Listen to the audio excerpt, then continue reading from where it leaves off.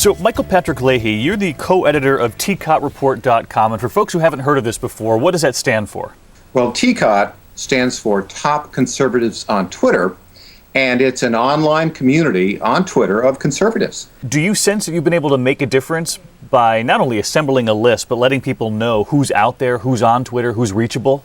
Very much so. I think in terms of the world of hashtag politics, we conservatives do have the upper hand right now. And in fact, it's our online community, Top Conservatives on Twitter, that was active from November of 2008 until February of 2009. We're the group that really launched the Tea Party movement in February of 2009. There's been this notion for a long time that the Democrats or the liberals had more of a hold, more of a handle on social media. But you don't believe that's true. Well, they did until November 28th of 2008, when we first put up the list of the top conservatives on Twitter. Turns out that there were a lot of conservatives on Twitter, and they were A, lonesome and wanted a community, and B, competitive. They wanted to get it at the top of the list.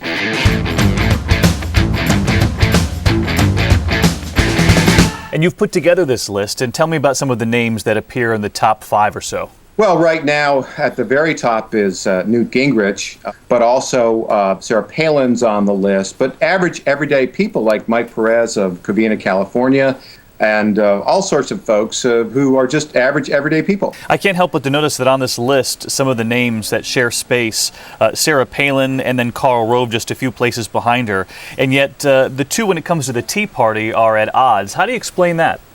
The Tea Party movement is probably more focused than Top Conservatives on Twitter. TCOT is an online community of folks who are broadly conservative.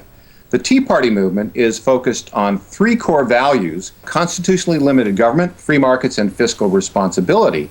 And so you'll find that some people may be on the TCOT community who are not completely supportive of the Tea Party movement. And what you're seeing right now is the dawning of a new era, the era of grassroots democracy.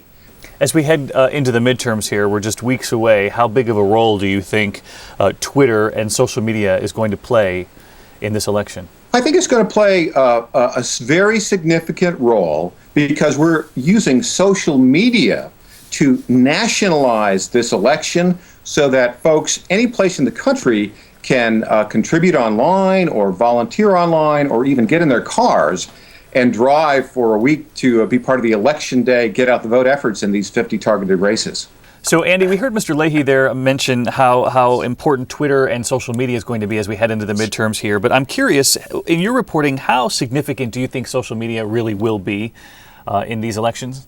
I think it's going to be very significant. And the reason is because we've got such kind of a grassroots feel of this. That's where a lot of the energy, where a lot of the money is coming from. And that's the way they're communicating. There's been some question about whether or not the Tea Party is truly has any sort of a platform.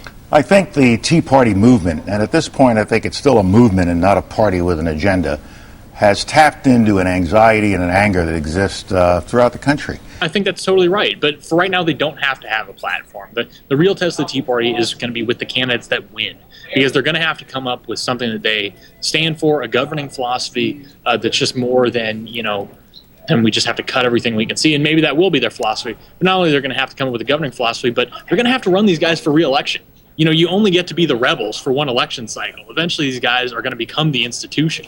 And so for them, they're going to have to figure out, what's next? What are they all about? I know it's Monday. It's still early in the week. But when we talk about hashtag politics, what's the trending topic this week so far?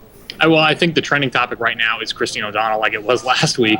She had that kind of bizarre thing with Bill Maher, claiming that she had dabbled in witchcraft. Let me show this clip. This is from Politically Incorrect. You were a witch. I dabbled into witchcraft. I never joined a coven. She had a good line about it, though, yesterday, saying that if she actually had dabbled in witchcraft, she'd be able to stop Karl Rove from criticizing her. So, yeah, showing off a little skill there. She also said that, Bill Maher wanted ratings. I gave him ratings.